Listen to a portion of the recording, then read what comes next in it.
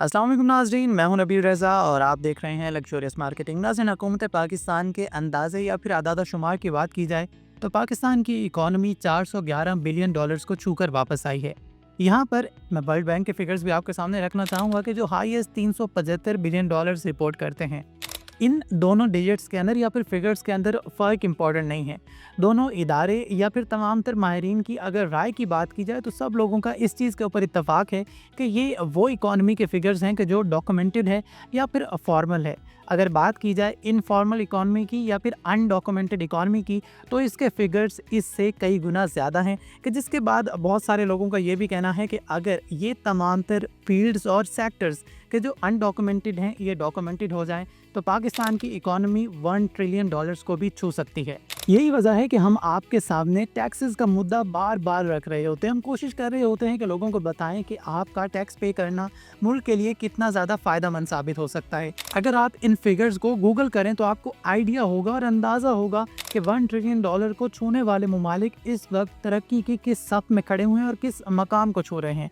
यकीनन अगर हम में से हर शख्स टैक्स चोरी से बचने लग जाएगा और साथ में हुकूमत उन तमाम तर टैक्सेस को सही तरीके से यूटिलाइज़ भी करने लग जाएगी और उन तमाम तर प्रोसेस को जो ऑलरेडी बहुत ज़्यादा कॉम्प्लिकेटेड हैं उनको आसान भी बना देगी, तो लोग टैक्स पे भी करेंगे और लोग इस किस्म के मसाइल में भी नहीं उलझेंगे कि जिसका सामना आज के लोगों को करना पड़ता है। इसी सिलसिले की एक कड़ी हमें 114C की सूरत में नज़र आई कि जहाँ पर हुकूमत ये कानून लाने जा रही थी और एक तजवीज़ पेश की गई थी फाइनेंस फोर्स की जानिब से कि अब 1 करोड़ से ज़्यादा मालियत की कोई भी चीज़ कोई भी शख्स खरीदो फरोख्त करना चाहेगा तो उसको अपने एसेट्स के साथ उसका मुमासिलत पैदा करना ज़रूरी होगा। उसको एक NOC चाहिए होगा FBR से कि जिसके ज़रिए से वो एसेट उसके मीन से ज़्यादा का नहीं होना चाहिए। जो एसेट्स वो ऑलरेडी डिक्लेयर कर चुका है, जो इनकम वो डिक्लेयर कर चुका है, उसी के साथ मेल खाती हुई वो ख़रीदो फरोख्त होनी चाहिए। लेकिन अभी हम सब जानते ही हैं कि बजट पास नहीं हुआ और डिस्कशन के मरहले अपने अरूज पर हैं,